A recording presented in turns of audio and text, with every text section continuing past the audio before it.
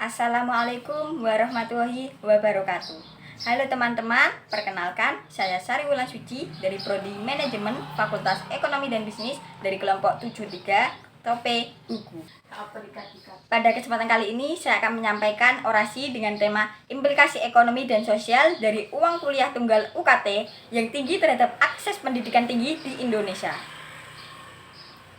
Pertama-tama, mari kita pahami bersama bahwa pendidikan adalah hak asasi setiap individu.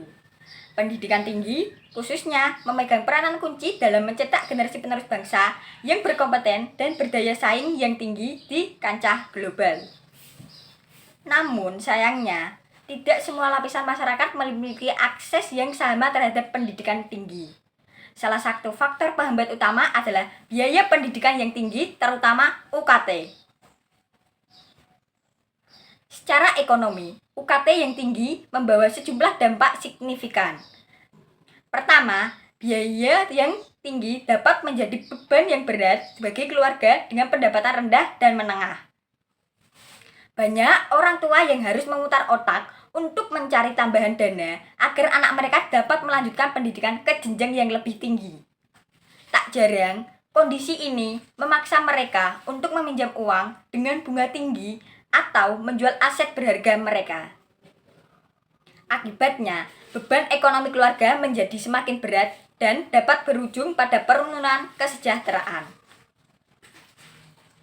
Kedua, tingginya UKT bisa memicu peningkatan angka putus kuliah. Mahasiswa yang berasal dari keluarga yang kurang mampu terpaksa menghentikan studinya karena tidak mampu membayar biaya kuliah UKT. Fenomena ini tentunya sangat merugikan, tidak hanya bagi individu yang bersangkutan, tetapi juga bagi masyarakat secara keseluruhan. Potensi sumber daya manusia yang seharusnya bisa berkembang optimal menjadi terhambat hanya karena faktor biaya. Secara sosial, tingginya UKT juga menimbulkan dampak yang tidak kalah serius. Ketidakmampuan sebagian masyarakat untuk mengakses pendidikan tinggi berpotensi memperlebar kesenjangan sosial. Pendidikan tinggi seringkali menjadi pintu gerbang untuk mendapatkan pekerjaan yang layak dengan penghasilan yang memadai. Ketika akses terhadap pendidikan tinggi hanya bisa dinikmati oleh kalangan tertentu, maka kesenjangan sosial akan semakin terlihat. Hal ini dapat memicu timbulnya ketidakpuasan dan ketidakadilan di tengah masyarakat.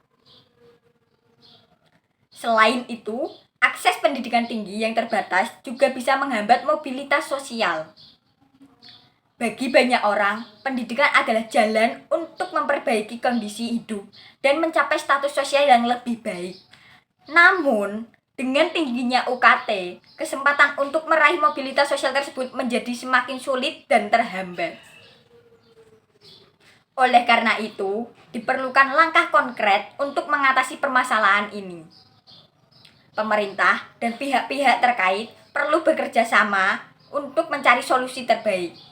Misalnya, dengan meningkatkan jumlah beasiswa, memperbanyak program bantuan pendidikan, serta mendorong kebijakan pendidikan yang lebih inklusif dan terjangkau. Teman-teman sekalian, mari kita bersama-sama berjuang untuk menciptakan sistem pendidikan yang adil dan merata bagi seluruh rakyat Indonesia. Pendidikan adalah investasi jangka panjang yang tidak hanya bermanfaat bagi individu, tetapi juga bagi kemajuan bangsa dan negara. Dengan akses pendidikan tinggi yang lebih luas dan terjangkau, kita dapat memastikan bahwa setiap anak bangsa memiliki kesempatan untuk satu sama lain meraih masa depan yang lebih baik lagi. Sekian dari saya, terima kasih atas perhatian dan kesempatannya. Semoga kita semua dapat terus berkontribusi dalam upaya mewujudkan pendidikan yang lebih inklusif dan merata di Indonesia. Terima kasih, sampai jumpa lagi.